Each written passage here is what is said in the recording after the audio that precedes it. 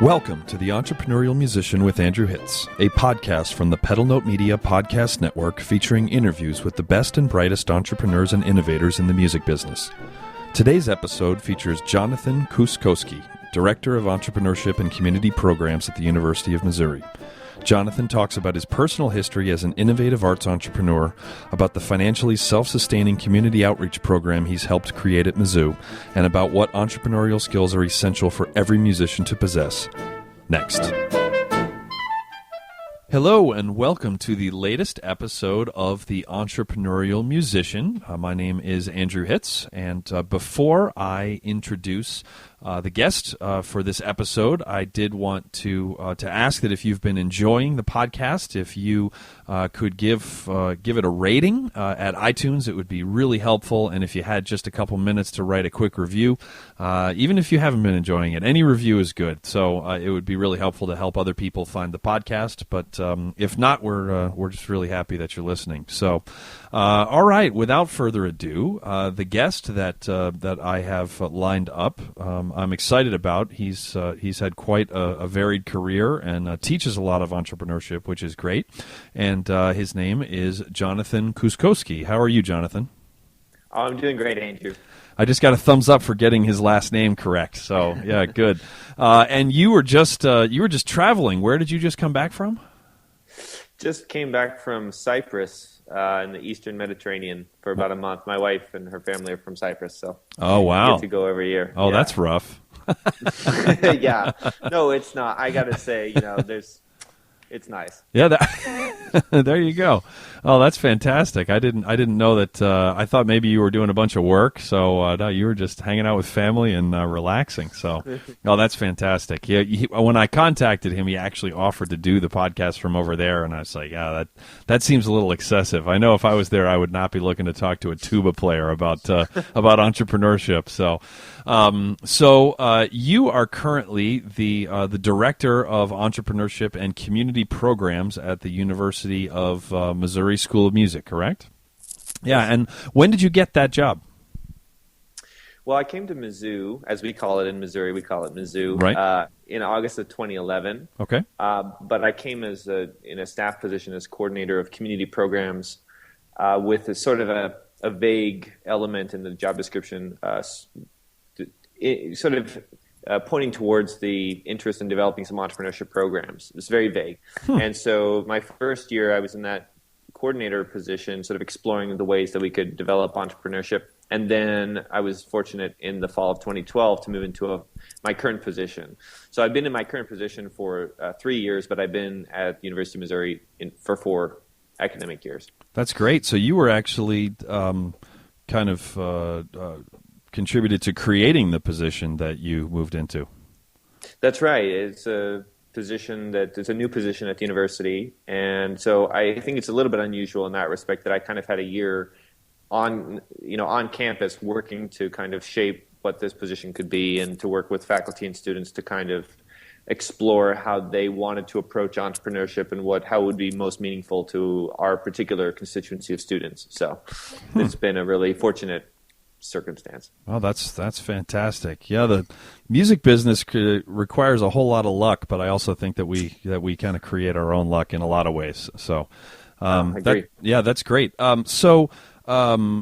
Well, let's actually talk first about that year when you were there in the staff position and kind of exploring what the needs of the students were there for the program. Can you touch on that a little bit?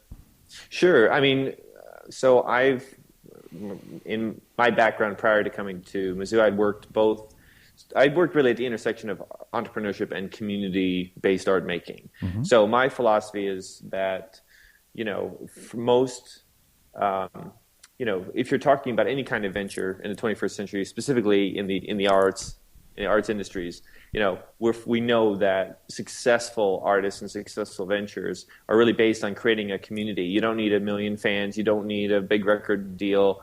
And most people, even those really successful people, are trying to move away from that traditional 20th century model of success to create more autonomy and to have, for various other reasons, creating more independence. And so I think that with those circumstances in place, individual artists actually have the opportunity to create a lot of success for themselves, but they really have to connect with a smaller community, niche market, if you will, and it has to be based on reciprocal value.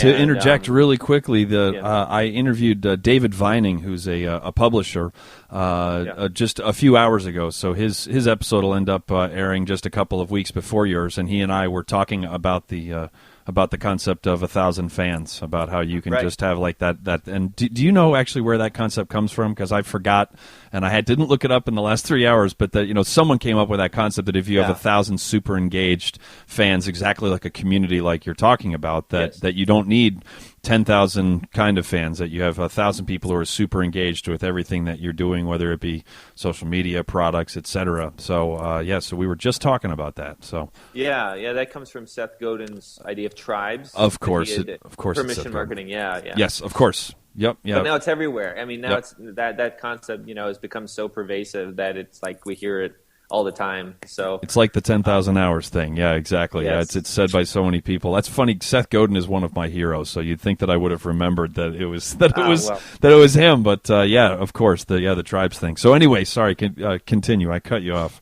Oh yeah, no. But I mean, so I was coming into that position with that sort of framework in mind. Mm-hmm. So I also believe that in terms of entrepreneurship in the arts.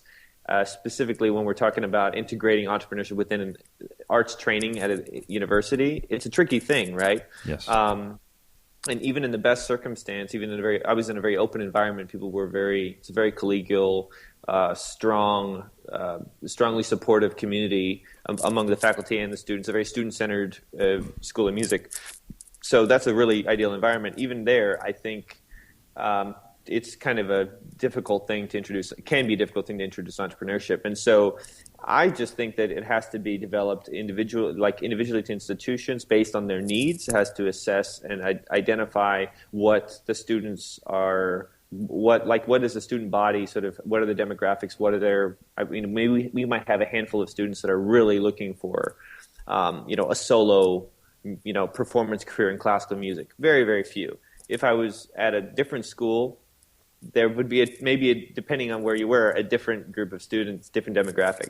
So in our case, I saw also that we had existing assets. So we have these community programs that are all revenue-based. They are essentially enterprises that are sustainable, that are opportunities to provide students with hands-on, real-life learning, training experiences in areas that they want to pursue, teaching, music lessons or working in string projects with larger groups, performing out in the community and so forth.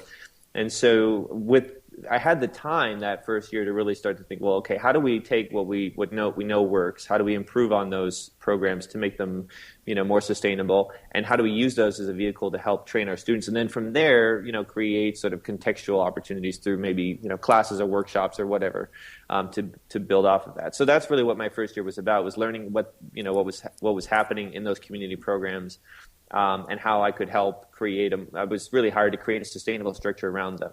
So after that first year, we launched a rebranding of our community programs under the umbrella of Community Music at Mizzou, and with 7 different programs that are all revenue-based, 100% revenue-based. So what I mean by that is that all of the funding for those programs is generated through those programs, through individual community members who pay to have music, their children have music lessons, or they pay for summer camps, or they pay for their kids to go and have group string instruction through the Missouri String Project, or they might themselves take our adult piano class.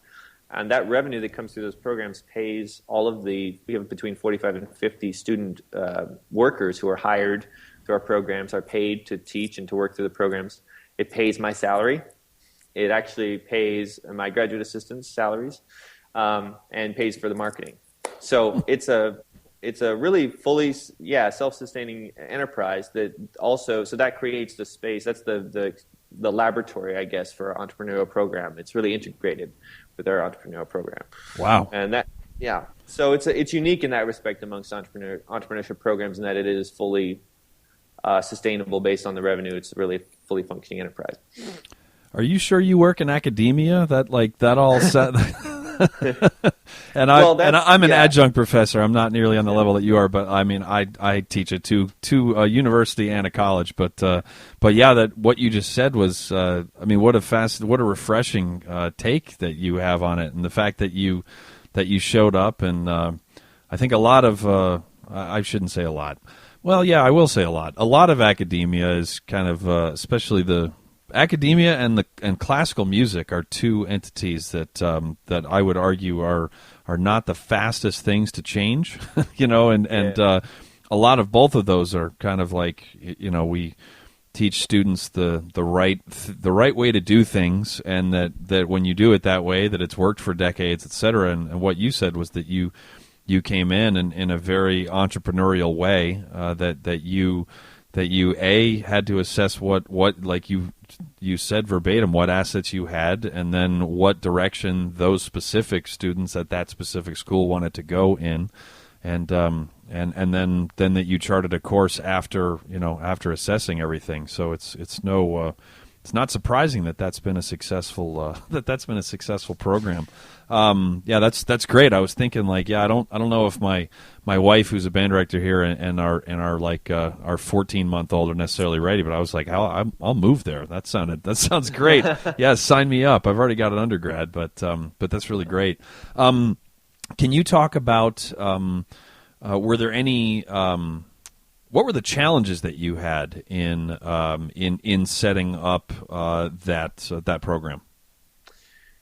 Yeah. Well, I mean, one of the challenges that we faced was, well, I think I agree with you, by the way, that academia is, I mean, it's a different kind of culture. It should be the most free, creative space for any professional, even in arts. I think, especially in the arts, it should be like the utopia, right? Because you're just supposed to wander around a beautiful campus and make music and make teach art. people, and yes, and think space to think about creative thoughts, and have the whole idea of the tenure process was to have to give people these academics longer periods of time to work on projects without having to worry about short-term deliverables, right? Of course.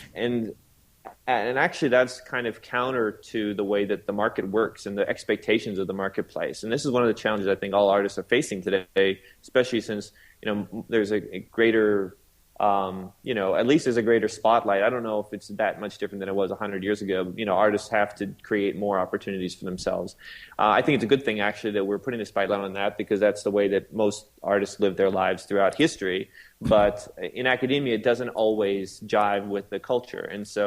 And I think, actually, as an individual, if part of my job is teaching and part of my job is creating revenue, those are actually very different things. So, for example, when you're trying to create a rebranding of a set of programs, I mean, the things you focus on are, how do we add more value to our community? How do we create internal efficiencies? How do we, it's just one, at this point, we've, in 3 years, we've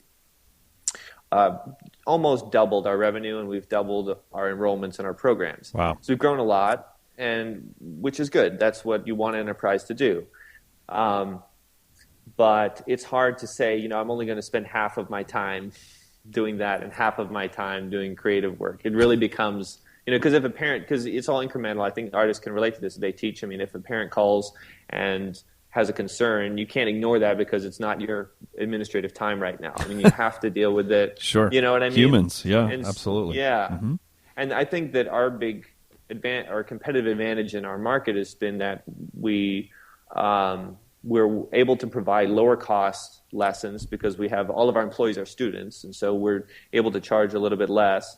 But we want to provide at the same time high quality lessons, and so a lot of oversight and customer service, if you will. I interact with all of we have about 550 enrollments throughout the year in our program, so it's a lot of interaction. So one of the challenges was balancing that out, especially as I moved into a faculty position where I had these administrative roles, but I was also developing curricular programming around it. It was a lot at once, which is a good challenge to have. The other thing I would say is also figuring out how do you want to approach a venture. I mean, I'm a big advocate for lean entrepreneurship and design thinking.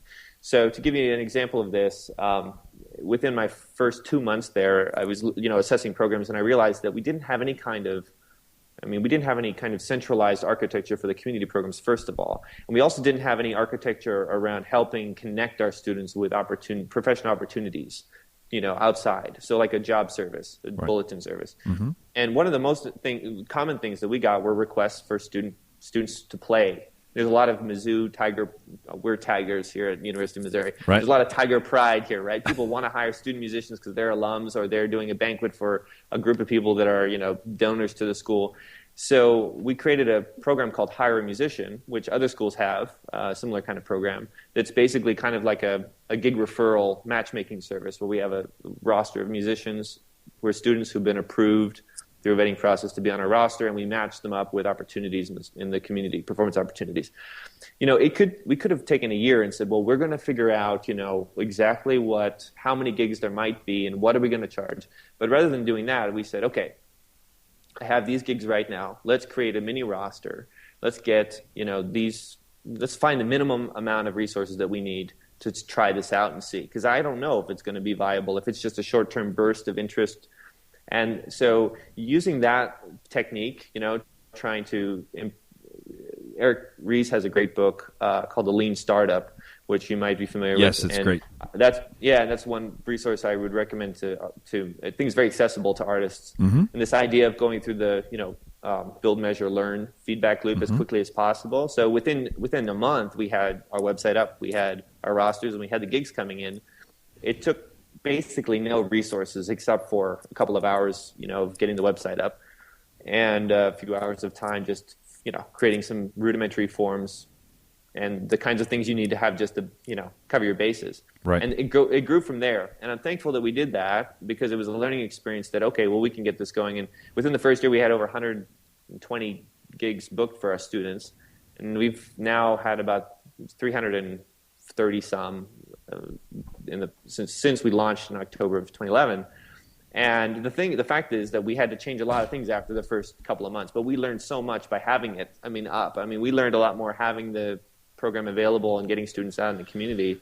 And those students had a good experience, which led to more student interest. And the people that hired them were interested, and so they started spreading the word. We don't even market it anymore, and we're getting, easily 10 to 15 requests every week. It's always going to be more efficient if I tell people how great your program is more than you telling people how great your program is. Yeah. Yep.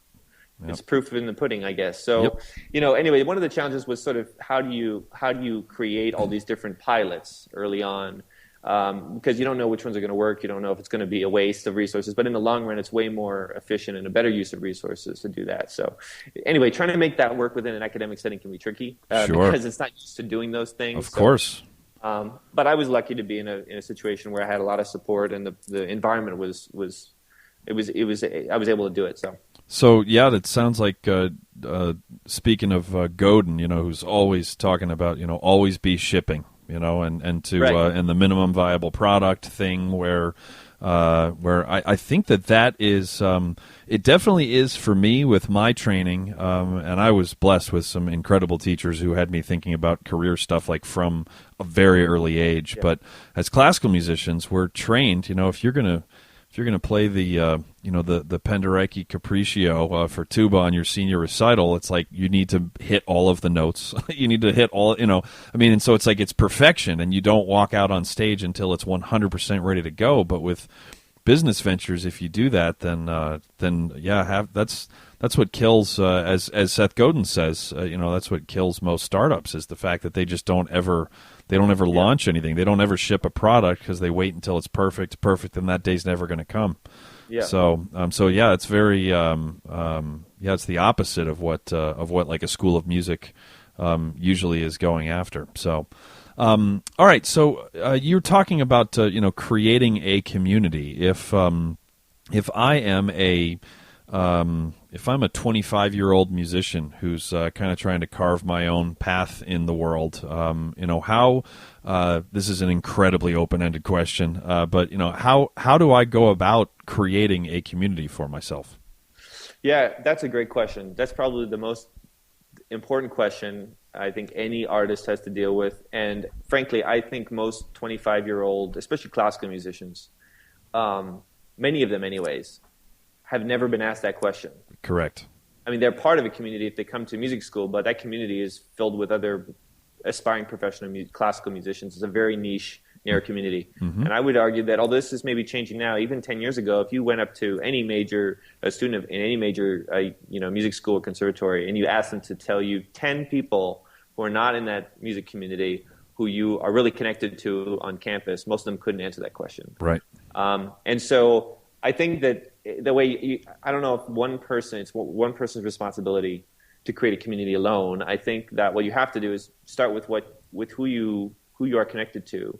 But to think, I mean, when I think about community, I think we kind of have to define it as in terms of, rather than, let's say, the community of Finnish immigrants in Toronto, we should think about the city of Toronto and all the different demographics within the city. And how does your group, even if it's a very niche, narrowly kind of, it doesn't seem very diverse, how does that group connect to the next circle? Who are 10 people that those people know that they can connect to, right? So if you think about it that way, then all you need is 2 or 3 people that you believe, that you connect with.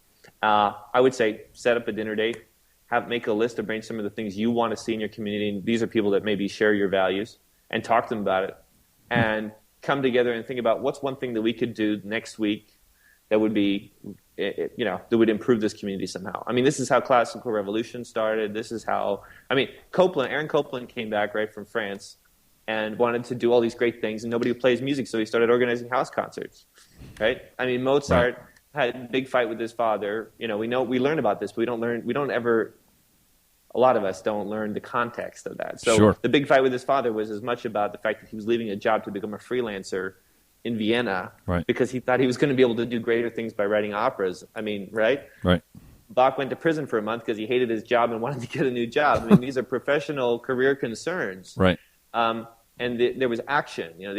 These people that, can go through the whole list of these, composers and performers who are willing to try things. I think now that the benefit that we have as musicians is that you don't have to have won that international competition to find that success. Correct. You just have to find something that really resonates with the community. So the more you can experiment and try, I mean, what's the risk in that? If you wanted to put together a house concert, it'd be like $50 for the food, unless you probably know, musicians usually know people who are good cooks, right? Sure. So, Maybe find somebody who's going to Yep. cook the food. Cook the food for you. So I would say that, setting yourself, like what can we do? I call it applying the concept of inch vesting.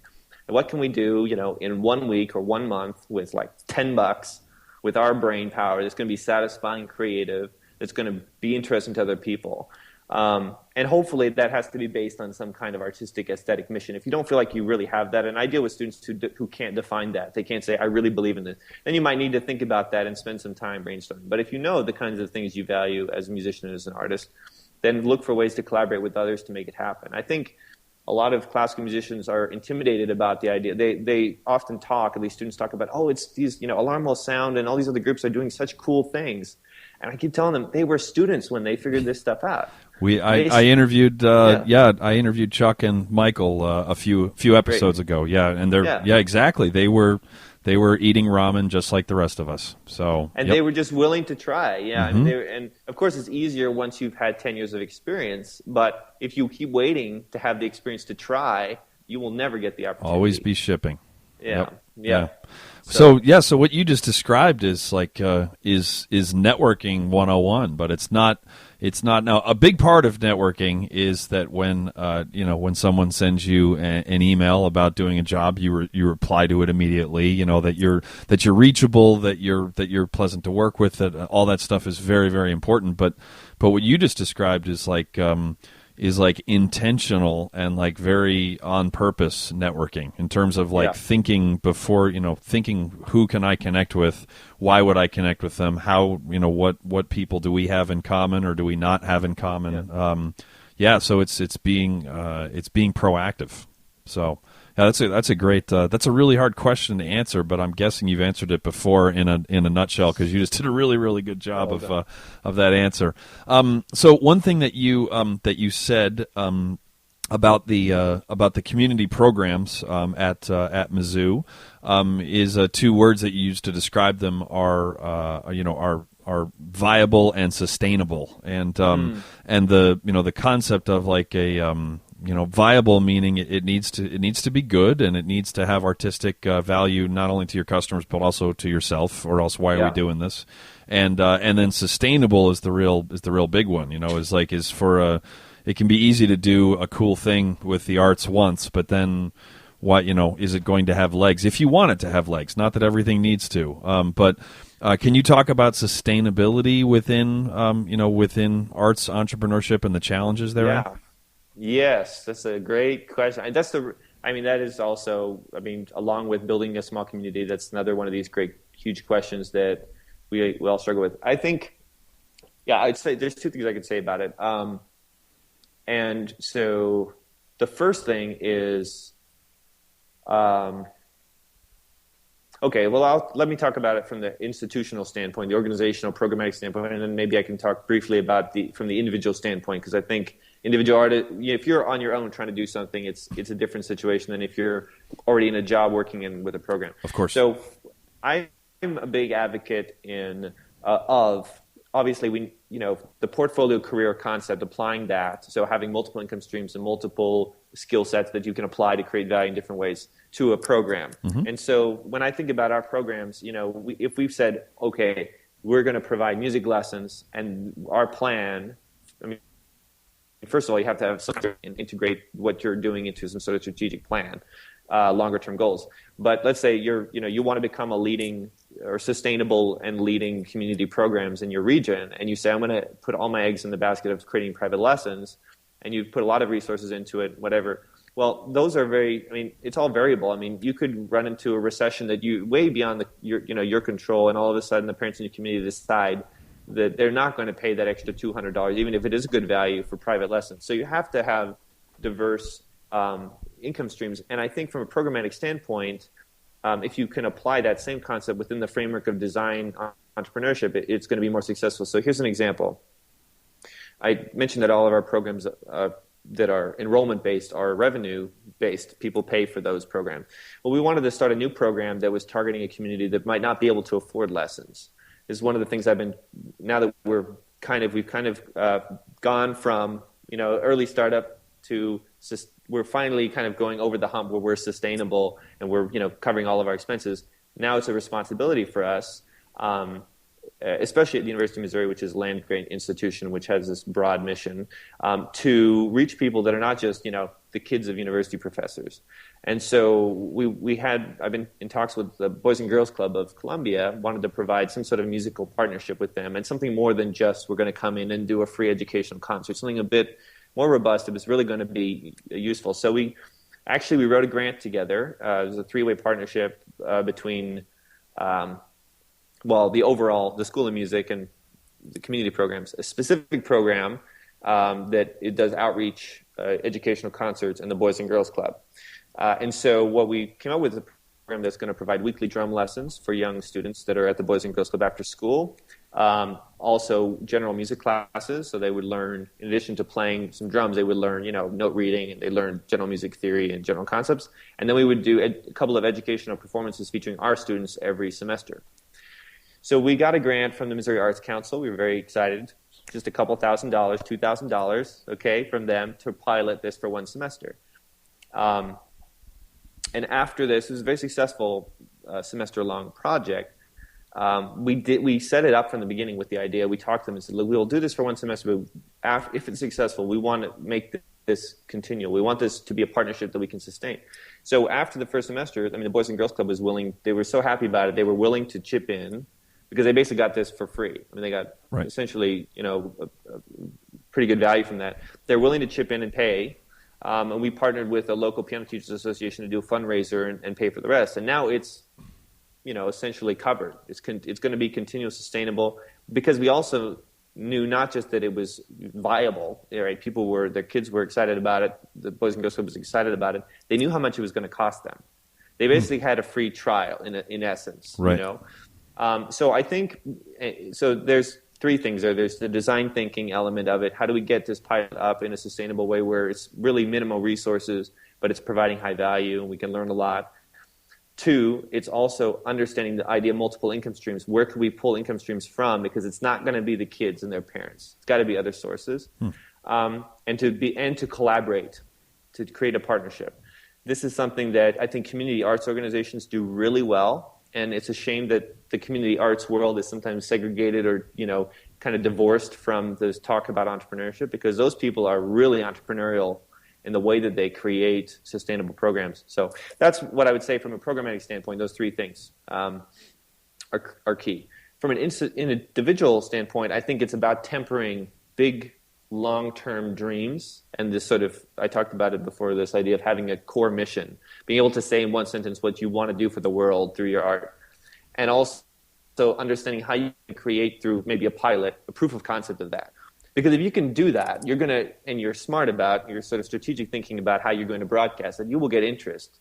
And here's an example I have. I had a student that I was in one of my entrepreneurship classes. It was sort of a brainstorming principles of entrepreneurship 5-week course. And the first thing they had to do was come and talk about their big, hairy, audacious goal, which I borrow from Jim Collins, the business theorist and researcher who wrote Good to Great, which he applies to, the different big, hairy, audacious goals. One of the things separates great entrepreneurs or very highly successful companies from just sort of the average ones. And so they had to come, and she wasn't a music major, actually. She wanted to be in music industry, but she was very passionate about music, and she was very shy about saying her goal. She said she wanted to create a music venue that was going to be a successful, sustainable venture that would also profit orphanages. She did some study abroad when she was like service learning in high school, and she worked with some orphanages abroad. It was life-changing, and she just really wanted to be able to do that. And I said, well, that's great, and she's kind of shook her head and said, she was doing an internship at a venue, and she had talked to one of her managers there about this in passing, and he had just sort of dismissed it, saying, you know what, venues don't make enough money to do that, you're going to have to think something else. And she was really upset about that, and I said, look, you're always going to have that kind of response when you when you inadvertently share this huge, audacious goal, because most people are not thinking about it. Right. But how could you do that? How could you achieve that goal? The goal is to help orphanages. Let's set a finite amount, let's say $1,000. Let's say you wanted to provide $1,000 of support through this, achieving this mission that you have right now, but I'm going to give you 12 weeks to do it.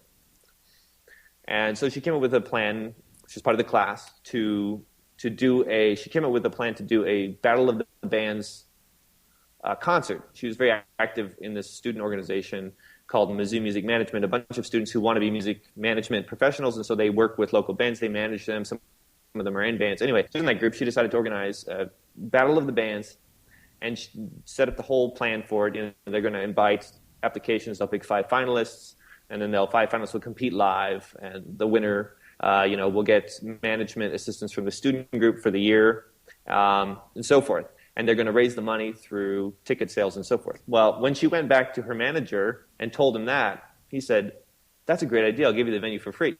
And so they got the venue, this professional venue. Right. And that allowed them to raise their $1,000. Very successful. And now it's an annual event that the student group puts on every year.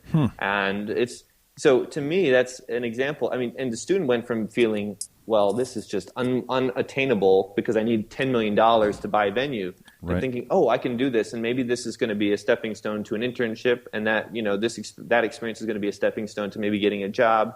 Not just one thing. It's not just super clear cut, but these are the kinds of things you have to do to progress yourself. And after 10 years, then maybe you're talking about owning a venue or working at a high level within a venue.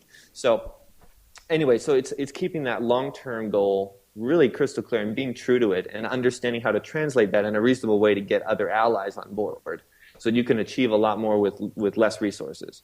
And to make a 5-year plan for how to incrementally increase that $1,000 to $5,000 or whatever it is, rather than saying, if I don't raise, this huge sum of money, it's not going to happen at all. Yeah, and that's one of those. That's an example also of shipping, where once that happens successfully the first time, I'm sure that there was good feelings and good publicity as a result of that event, and that might make it a lot easier to convince some other entity, to be able to offer their services or goods or money or whatever the case may be. Those things tend to have momentum in both directions, towards inertia or towards movement. Yep. So that's great. Let's see. Can you you were in in an ensemble called New Music Everywhere in Madison, Wisconsin. Is that still going? Or am I just put it past tense. I didn't. Is that still an ensemble? Well, it's a great question. Actually, it's it has been on hiatus. Okay. Partly because of the fact that the three founding members all got job opportunities at the same time in different places. Sure. This has sounded super interesting to me, and sounded like a really great example of entrepreneurship within the arts. And so I was wondering if you could tell us a little bit about that. Yeah, sure. And that's part of, I guess part of my personal journey and sort of figuring out what I valued, what my big goals were. Because as a pianist, trained as a classical pianist, and if when I was probably 18 or 19, if somebody asked me what is your big long-term goal, I would say, oh well, some kind of concert pianist. Not knowing what that was, never having hung out with concert pianists, just sort of assuming that's kind of what you do. But as especially when I came to Madison for my graduate work for my master's degree, I was surrounded by so many great musicians. There was so much. It was such an exciting cultural environment to be in, musically and artistically. And I got really interested in new music, and I was playing with our student contemporary chamber ensemble. And that was it was the first time I'd ever been playing music with composers that were living, that were in the room. I could email if I had questions. And one of the frustrating things was I found that you would have these amazing groups coming in that were doing new music, and you would see really small audiences. And I thought, even in Madison, it's a hip town. And so it frustrated me for a while, and I realized that what was happening is that, for the established classical music crowd, sometimes they were it's like a gamble for them to show up for that concert. They didn't know what they were going to get if they weren't normally listening to it. There was a great support network for the canon, for sort of traditional, quote-unquote, classical music. And the younger people, like, say, 20-somethings, they were all in these, they were on Friday night, they were all out in these clubs listening to other types of music. They were in they didn't want to be in a university concert hall listening to this kind of music. And so I was talking with friends and colleagues about it a lot, because it was always kind of frustrating.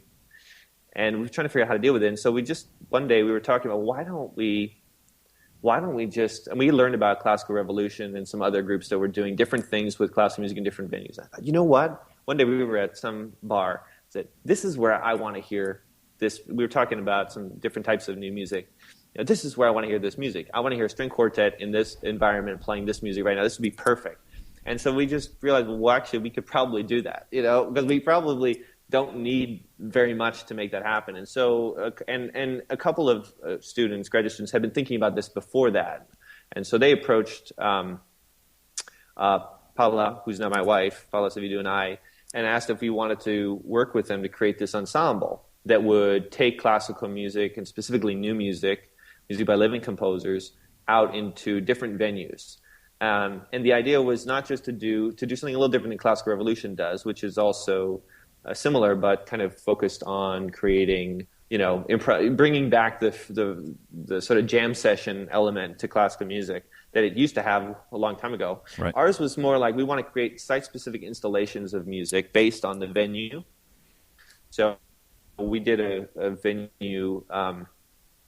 We did an event inside the Madison Museum of Contemporary Art that was site-specific to the show that they had, that was created by Shanique Smith, an artist from the East Coast, who uses a combination of found elements, so sort of street art. She brings that in within very classically structured designs. So she'll create a huge mural, for example, on the wall that's only available in that one gallery for those 2 weeks, and then she'll have all her other pieces. And so we created, for example, an event where we picked music that was a combination of classical music influenced or somehow influenced or connected to sort of street art, pop art in a way. And we actually had musicians installed, and the gallery created those little placards and everything for the musicians. So they were part of the installation. Very cool.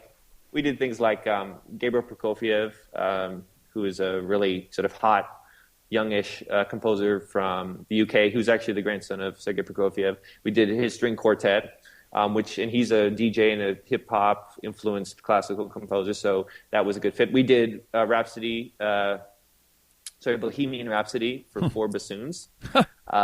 We did a couple of other pieces that were sort of skewing these two, that were incorporating both elements. And it was only available during this opening night show, so it was a really sort of unique, special event. So we did events sort of, that was the only one we did like that. We tried to find different events that we could do that were tied into specific venues and other kinds of events that we really wanted to be a part of and we were excited about. And we thought that, our kind of little tribe of fellow musicians and other people interested in this music would want and would only get in that specific space. So this is kind of a temporally focused music group. Wow. Anyways, that was. Oh, that's great. Yeah. Anytime if there are any young musicians who are trying to get to the next level, having trouble breaking through, if you hear an idea that's that creative, and if you're not coming up with ideas that creative, then start. So that's great. That's really, really great. And it sounded a lot like you were describing how you took the year to develop the entrepreneurship and community programs at Mizzou as well. I mean, it was almost like parallel, where you kind of assessed the town of Madison, and I love how you put that too, because Madison is and has been for quite some time a really hip town. So when there's not people seeing hip music, then like, good for you for kind of saying, well, it's not just a fact that they don't want to. It's like, why are they not? And then you kind of figure out it's always easier to, with, I've read a lot of marketing books, and, all of them talk about how you have to figure out what your customer, whether you're trying to sell a tube of toothpaste or whether you're trying to sell a trio, you got to figure out what your customers are impressed by with your product, and you lead with that.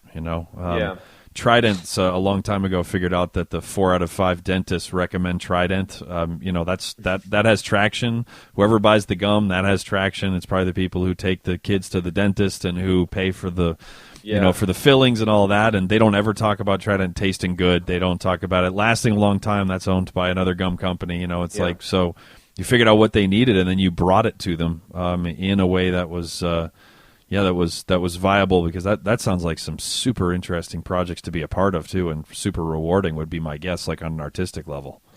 Yeah, well, I mean, the thing about it, I guess that's the biggest part of it was, at the time, I wasn't thinking. I mean, I had before I went to Madison, I had done an MBA as well, and wow. I had a kind of a sensibility about, and I grew up in a family where my family were, on my father's side, they were all self-trained, like artists, traditional handicraft artists who made their entire living, their whole lives through their art. So there was never any separation between doing the things I love every day, the things that are satisfying, and making money from it.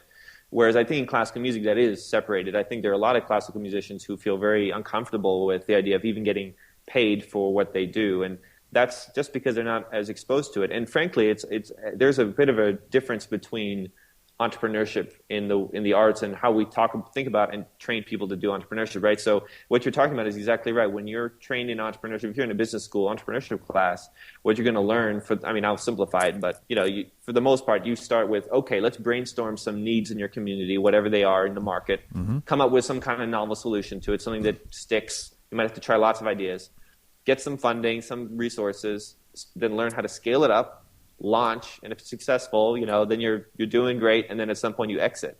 But if you tell that to a musician, they're going to say, but I didn't pick my Beethoven sonata because I thought people needed it. I picked that Beethoven sonata because I can't live without playing that Beethoven sonata. Right. So we start for the most part with, I do this because I love it, and then you try to find an audience, you try to convince them.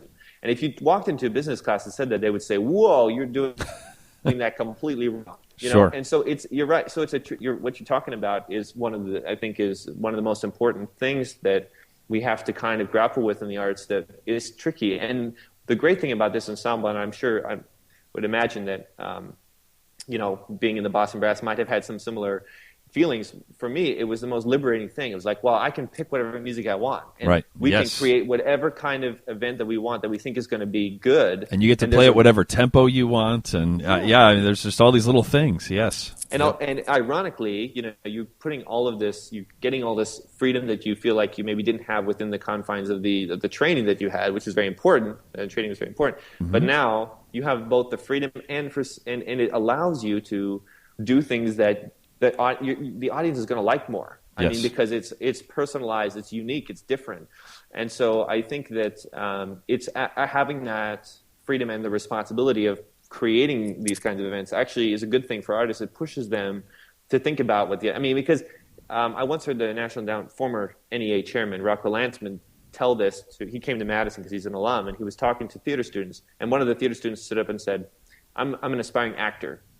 I'm here at Madison. What's one piece of advice you'd give me? And he said, look, I'll tell you what I'd tell you to do. You need to get out of here and not quit, but graduate, get out of here, and go do some professional acting work. He said, because if you do a play here and nobody shows up, next year university's going to do that play. You go to New York, nobody shows up at your play, it's over in a week. Yes. And you can't pay like 2 months away's rent either. Yeah. So you're going to be moving back to Iowa or Missouri or wherever. Yep, exactly. Yeah.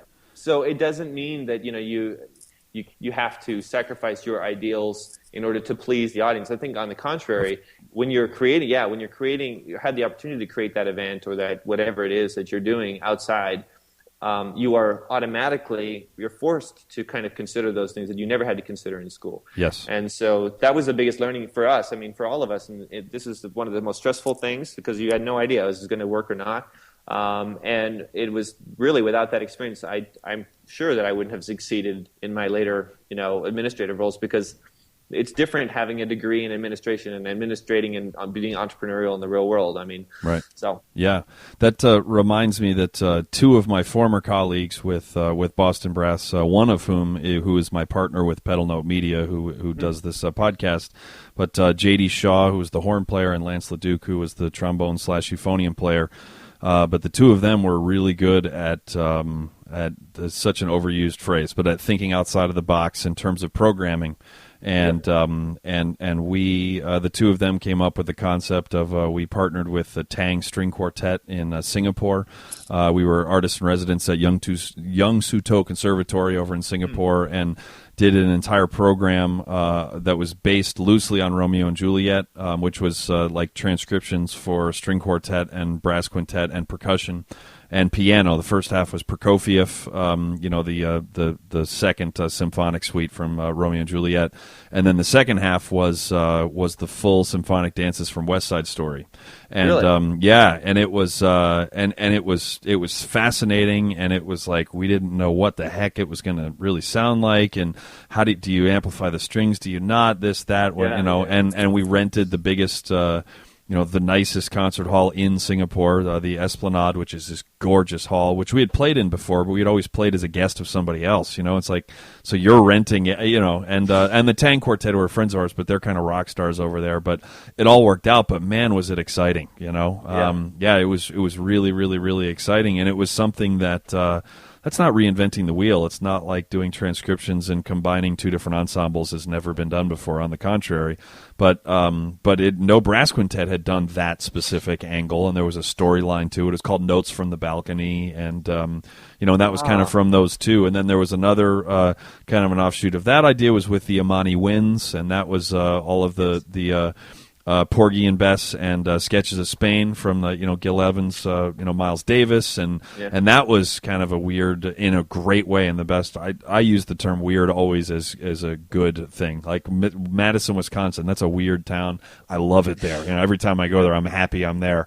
But in terms of like the sounds of a woodwind quintet and no conductor, and so it was just always and thinking about the audience and giving management something that was easy to sell as well, and not and in a very artistically rewarding way. Not thinking, the term, such and such sold out is something that a lot of I think college music majors will do if you do anything other than deviate from your path of playing the Tchaikovsky piano concerto or et cetera. So.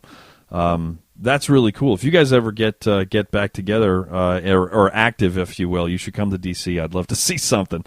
So, great. And then one last thing I wanted you to comment on before we get to the 5 questions is you have a visiting relationship with UMass, which is actually my old stomping grounds. I'm from the Boston area, and I think you've developed an online arts entrepreneurship course. I was wondering if you could tell us a little bit about that. Yeah, so that's been a very interesting. It's been a great experience, but I been very lucky to have the chance to work with the Arts Extension Service at the University of Massachusetts, which is one of the leading training services for artists of all disciplines, both in terms of arts administration and now recently through arts entrepreneurship. They want to create a framework for helping artists build and maintain their careers and create new opportunities for themselves. And so they have a very well-established online program, online arts administration program, arts management program that they wanted to include an arts entrepreneurship class to it. So I designed and teach that class. Been doing that since 2012. I spent about a year developing the course, and then I teach it the opportunity to teach it usually fall, spring, and one of the summer sessions. And it's different than my role here at Mizzou is primarily working with musicians, and that's of course my disciplinary background. But this course, I get to work with artists of all disciplines, and they're different. They're non-traditional students for the most part. They're mostly students that they had some arts training, and they went off and they've been doing professional work. And now they're coming back, or they're still working and doing this distance learning work to help advance their careers somehow. And it's been amazing. I work with artists in Arizona, and of course many in the East Coast and in the South. I've had students from abroad that I've worked with, and so it's a very, very different experience because it's helped reinforce some of the things I've been thinking about. For example, students that have gone the traditional path and they got stuck and they've had to fend for themselves. Many of these people have a lot of entrepreneurial experience. And so I try to make the course as interactive as possible. So we have 3 points of contact every week, a lot of discussions and assignments that are, there's a lot of peer feedback as well. So it's a communal learning environment. But anyway, it's been a really exciting experience for me. And I've seen, many of the students there have been, they've maybe been an artist by training trying to go into arts management. In other cases, people that had arts training and totally left that career and are trying to get back into it. And those challenges are very different and the insights are very different from a 20-year-old who is just trying to figure out what they're going to do. So I don't know if that's just in a nutshell. And it's been, every year it's been growing. The classes are still relatively small, but we have 12 to 15 students every class, and so it's a perfect size. Great. It's not a Moloch or it's not one of those large classes where you never talk with the instructor. Right. So. Well, that's fantastic. Good stuff. I want to do that one too. I don't have enough time to do all the projects that I have, so I'm not sure how I'm going to pull any of this off. But we'll ship first, and then we'll figure it out later. Ready, fire, aim. Right. That's the old the Sam Walton thing. Okay, so we are to the 5 questions portion. First question: what is the best piece of advice you've ever received? The best piece of advice I ever received probably was to never divorce your passion from your career plans. So, for example, I've had a lot of pivots, and I'm doing things I could never. I mean, my job now, I wouldn't have been able to say I did it 10 years ago. But I'm glad I didn't decide to take a job with Aflac after my MBA, rather to try to apply the things I was passionate about in terms of business or entrepreneurship training within the arts. That was probably so not to give up your passion, which is cliched, but to also think broadly about how you can apply your skills within that framework, and to think about all the things you're really passionate about, even beyond just the music making. Oh, that's great. All right, number 2. What is the biggest mistake you've ever made in your career? Ooh. Well, I would say at least one of I don't know what the biggest one is, but I know one that I would say is probably I think about is, understanding how to order to take enough time to order your operations. Mm-hmm. So, it's easy to get into a situation where you're excited and you finally figured out what you want to do and you overcommit to things. So I've done that before, and fortunately now I've got some support that's helped kind of, take some of that work off my shoulders. But overcommitting is something that we don't think about. We just tell people to do everything as much as you can, but you got to draw a line sometimes too. I just I'd been planning on reading this forever and a day, and I finally just finished it 2 days ago. Tim Ferriss's 4-Hour Work Week. Yeah. So the whole it's made me reevaluate. I'm not going to be doing any mini retirements, globe trotting, but it's a great book for any of you who haven't read it. Just in terms of delegating and yeah, so I'm kind of that's a great answer actually, because I'm questioning absolutely every single thing that I do. As a part of Pedal Note Media, not as a part of Pedal Note Media. Yeah, because we do all this stuff to make art. So if there's not enough time for the art, then what? And it's like, to be present for the family, and it's just kind of, it's not just about looking busy. So a great answer that ties into exactly what I'm dealing with right now. Number 3, what is a business or entrepreneurial book you'd recommend to musical entrepreneurs? Great. Yes. So I know we already talked about a couple. We talked about Eric Ries's, the Lean Startup, and we talked about Seth Godin's Tribes. The other one I would say is a book called Business Model Generation. It's written by Alexander Osterwalder and Yves Pinier. It's it comes out of Canada, but it's actually been crowdsourced by over 300 entrepreneurs, entrepreneurship educators, CEOs, all sorts of creative people, designers throughout the world. It's one of the most accessible, useful books on the startup process. And even though it was not designed specifically for artists, I think in terms of a business textbook, it is the most useful, most flexible, and accessible resource for the startup process. David Vining and I talked about that book as well. So that wasn't his answer for that question. I think I was the one that brought it up, but it came up in the conversation. We. For anyone who didn't listen to that episode, who is listening to this one, Lance LeDuc and I for Pedal Note Media, when we both knew that we were getting out of Boston Brass for the road is what a rewarding way. I just talked about this incredible concert I got to play in Singapore. I'm not with some of my dear friends. I'm not looking for sympathy, but it's a hard life, and you get older, and I wanted to have a kid, and et cetera. So we're just looking for Plan B. And he and I, on one of our last Boston Brass trips, we were staying together, and we did with the poster boards all over the wall and the Post-it notes everywhere, and that's great. That was the process. That was actually at Boston Brass summer camp, so we had 5 days in one place, and that's how we figured out what Pedal Note Media was going to look like, and we figured out who the audience was and what we had to offer that they didn't, and that they didn't have, and et cetera, that they needed rather, and all of those things, and the revenue streams, and this and that, and it's still new enough that we'll see if I'm sure that all of our conclusions were not correct, but boy, what an empowering process to go through. So that's great. Well, that's a great pitch too. Yeah, 2 big thumbs up for that book. Yeah, it's awesome, and I really liked how the word that you every answer you have, you've got some word that's right on point. Accessible. It's a very accessible book, where you do not need to have an MBA and to run an entrepreneurship program at a major university to understand it. It's like, I play the tuba for a living, and I got it. So you too can figure it out. So great. Number 4, who do you look up to? And this is probably a lot, but who's someone who you look up to as an arts entrepreneur? Yeah.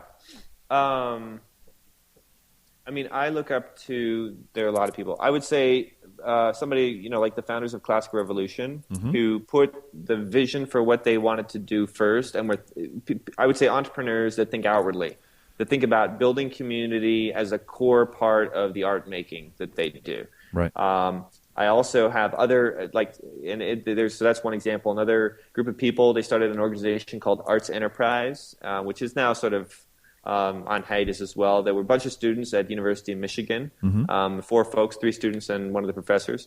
And that was a really, for me, was they've all been mentors to me. And now those people are doing different things. One's a vice president at Seattle Symphony. One works as the director of diversity initiatives at Google. One is a musicologist at University of Michigan. One is a career development officer at Colburn School. They're all doing amazing things. And they've all been, they believe in paying it forward. Right. They've always been helpful to other people, and they're all creating great value within their communities. So those are a couple examples. Great. And then number 5, are there any assumptions you see students make about the music business that you would ask them to challenge? Yes. One assumption I would ask everyone to challenge is that you can't make a career in the arts, and that you're going to be poor if you do. That's one assumption that we need to put aside into question. The other assumption I would probably say is that, if you're a classical musician or you're in fine arts music, that therefore you're not part of the music industry. Right. The fact of you might be in a different part of the music industry, or you might consider, the commercial music industry different than the not-for-profit sector, but you are part of an ecosystem, a commercial ecosystem, and if we want to be able to create a sustainable life in the arts, we're going to have to negotiate some of the same issues that people within the commercial music industry deal with, even if they're different, and the type of music we're making is different, and the delivery might be even somewhat different, right, in terms of how people consume it. So those would be 2. Yeah, there's a lot of commonalities in goods, services, whatever being sold, whether it's food or entertainment, or that's the whole crux of an MBA, right? It's like that selling things is selling things, and yeah, I think that we can learn from all of the other commercial music. I mean, all of it. It's all kind of getting at the same thing. So, that's great. Man, I'm all charged up. I got to go to bed now, but it has been an absolute pleasure speaking with you this evening, and really thank you for your time. Andrew, thank you so much. It's been my pleasure to chat with you. And actually, sorry, before I thanked you, I was supposed to ask you, where can people find you online?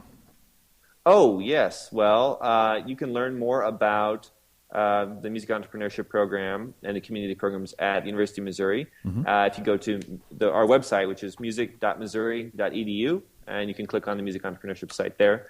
You can also find information about me at my website, which is it's terrible, but it's my name. It's jonathankuuskoski.com. Okay, and that's Kuuskoski. And also, what is your Twitter handle? It's at JKUUSKOSKI. I should have come up with a better one. That's not very entrepreneurial at all. That's that's pretty funny. Yeah, it's supposed to be easy to remember. So but I think what you're doing seems to be working. So I guess we can always tweak things better. So that's the price you have to pay for having such a cool sounding last name. I guess it's difficult to pronounce. So once again, really, it's been a pleasure, and I thank you very much for your time. Thank you. And that will do it for another episode of The Entrepreneurial Musician.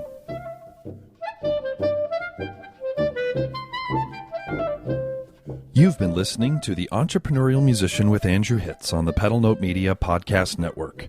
If you would like to help support the podcast in order to make more episodes like this one possible, please visit pedalnotemedia.com/donate for more details.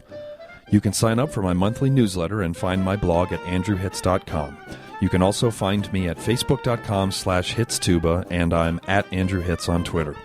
The Entrepreneurial Musician is produced by Austin Boyer and Buddy Deschler of the Fredericksburg Brass Institute. Executive producer is Andrew Hitz. The theme music was performed by Ben Barron, Rich Kelly, Daniel Lapel, and Andrew Hitz. This has been a presentation of the Pedal Note Media Podcast Network.